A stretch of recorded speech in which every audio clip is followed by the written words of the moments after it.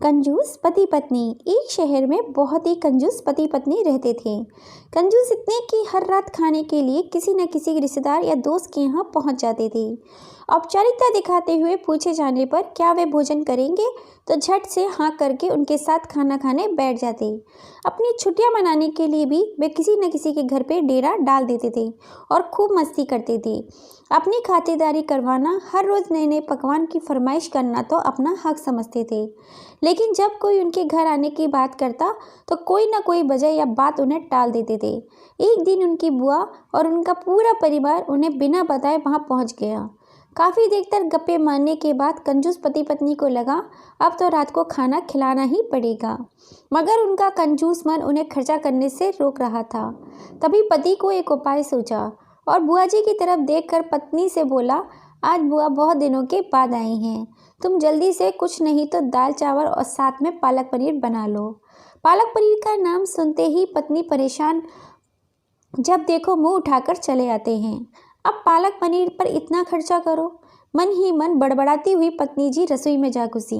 पीछे पीछे पति महोदय जी भी पहुंच गए और अपनी योजना सुनाने लगे। देखो, तुम सिर्फ दाल चावल बना लो, लेकिन इन्हें ऐसा लगना चाहिए जैसे हम इन्हें पालक पनीर खिलाना चाहते हैं। पत्नी की समझ में नहीं आया तो पूछा, ये कैसे होगा?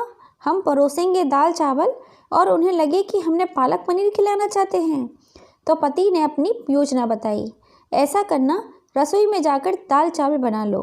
जब तैयार हो जाए तो मुझे आवाज़ लगाना कि खाना तैयार है, आप टेबल पर प्लेट लगा लो।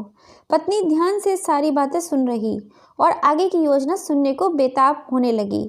तभी पति ने अपनी असली योजना बताई, जब प्लेट लगा चुका होऊंगा तो तुम एक खाली कढ़ाई किचन के फर्श पर गिरा देना। तब मैं पूछूंगा क्या गिरा, तो तुम जवाब देना, पालक पनीर की कढ़ाई गिर गई। अब पालक पनीर तो बचा नहीं, तो दाल चावल से ही खाना खाना पड़ेगा। योजना के अनुसार पत्नी दाल चावल बनाने लग गई और कुछ देर बाद पति को आवाज़ लगाई, खाना बन गया है, आप टेबल पर प्लेट लगा दो। पति उठा और अलमारी से प्लेट लेकर टेबल पर लगाने लगा।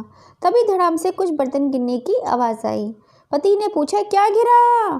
तो पत्नी की तरफ से कोई आवाज़ नहीं मिलने पर रसोई में भागा। रसोई में दाल का पतीला जमीन पर गिरा पड़ा था। दोनों पति पत्नी को मानो सांप ही सूंघ गया हो। जब पत्नी की दाल गिरी गई तो पालक पनीर का बहाना भी फेल हो चुका था। बड़े ही दुखी मन से उनको बाजार से दाल और पालक पनीर मंगाना पड़ा और बुआ और उनके परिवार को परोसना पड़ा। दोस्तों, देखा आपने कैसे एक कंजूस को लेने के देने पड़ गए। चले थे पैसे बचाने और बाजार से खाना मंगाना पड़ा, वो भी दुगने पैसों में। तो कहानी आपको कैसी लगी प्लीज़ कमेंट करके ज़रूर बताइएगा। कहानी को पूरा सुनने के लिए आप सभी का दिल से धन्यवाद। कहानी पसंद आई हो तो like and share and subscribe ज़रूर करिएगा। फिर मिलेंगे आपसे नेक्स्ट किसी कहानी में। जय श्री राम।